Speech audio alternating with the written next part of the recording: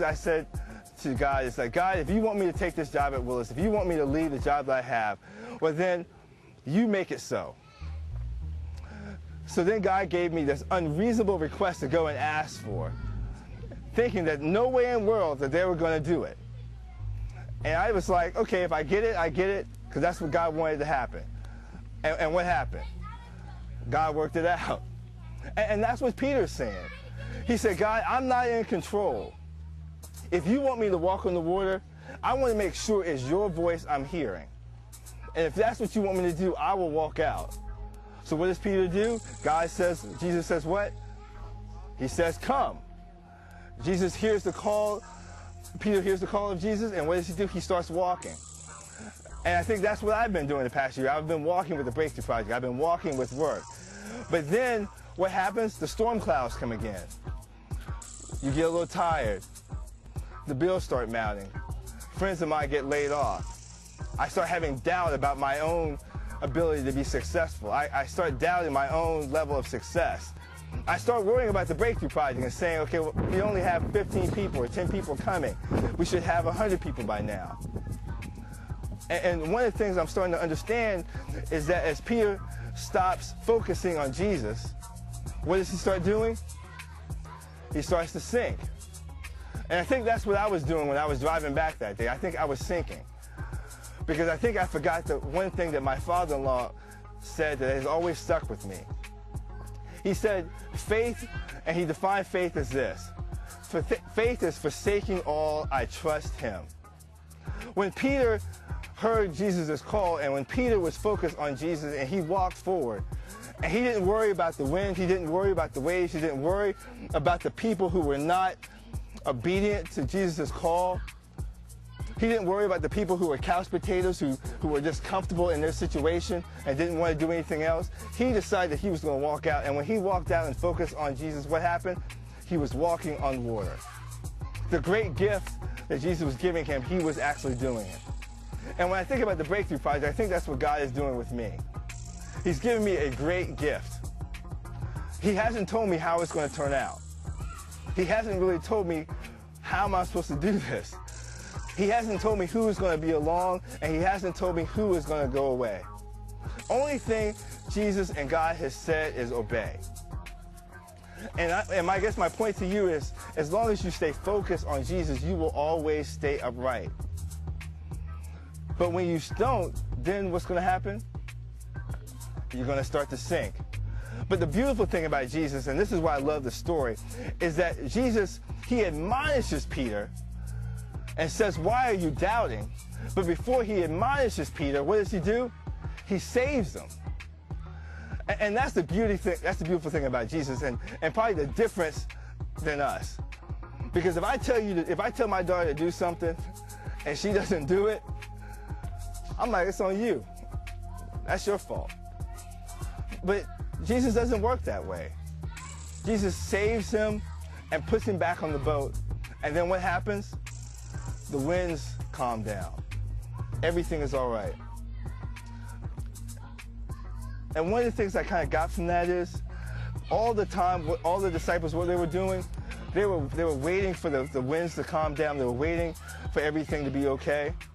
And sometimes you're just going to have to wait on God. There are going to be storm clouds in your life. There's going to be situations going on.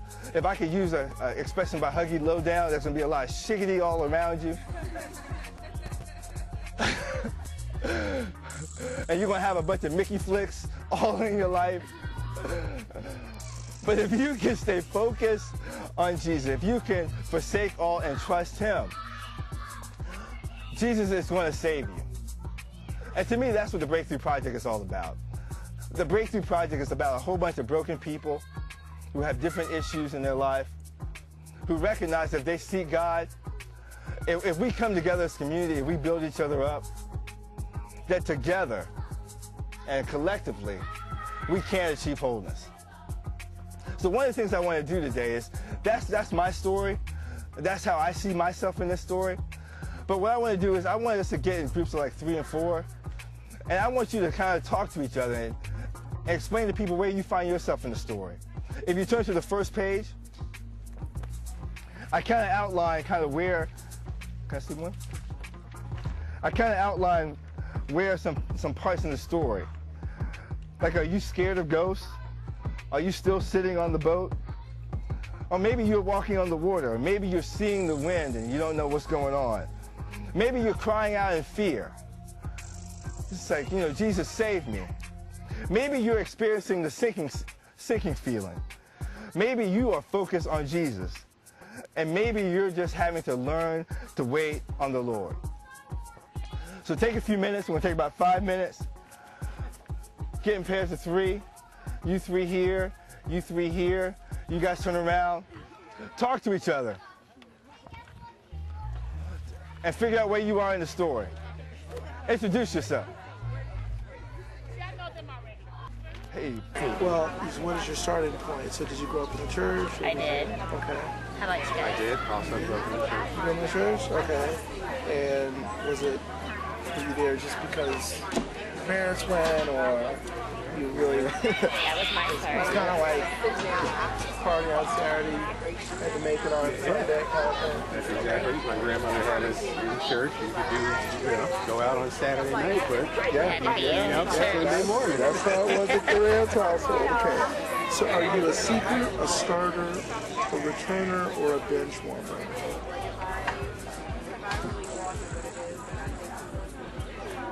I have no idea what the outcome is going to be. So I think I'm, like I said, looking at the win.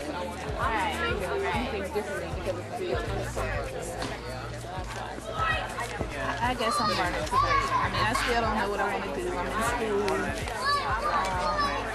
I have no idea what I want to do other than stay in corporate. But I still sit it in the home because I know what I don't know. it's just to step out, walk on the water. I'm kind of a bastard.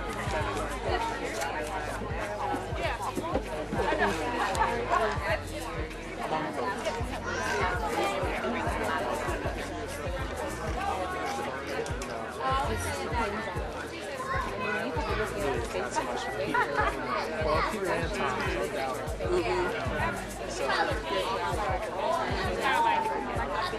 I'm before Right.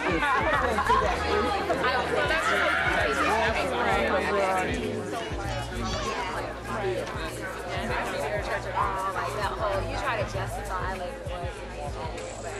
I guess y'all would say I'm returning. I'm trying to get back to that place where I was.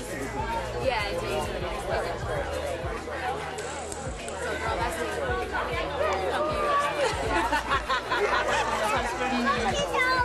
I've been basically told my husband, okay, you're coming to Bible study. So that's what, and he's been a member for 2 years. Now he's over there cooking. Why can't I have a chair?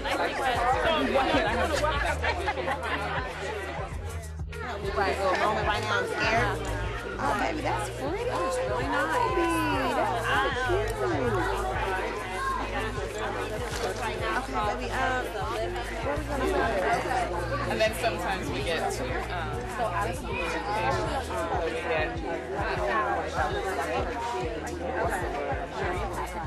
exactly.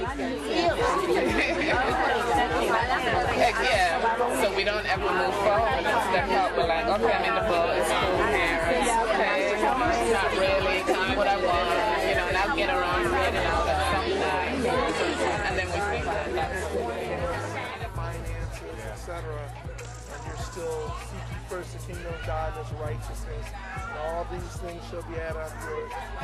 Lean not to thy own understanding, in all thy ways acknowledge Him, and He will direct your path. And you're okay, but you're still, trying not to be of the world, but in the world, and you're going, but hey, Lord, it's not looking. That's a big wave coming, and so it's just. Yeah. That daily, so much other stuff. As we're walking, so much other stuff coming into play. Yeah. Yeah. What about you? In the boat, you walk on the water. Okay, so clearly, you are not playing with us, and you mean what you said. So, it's been an interesting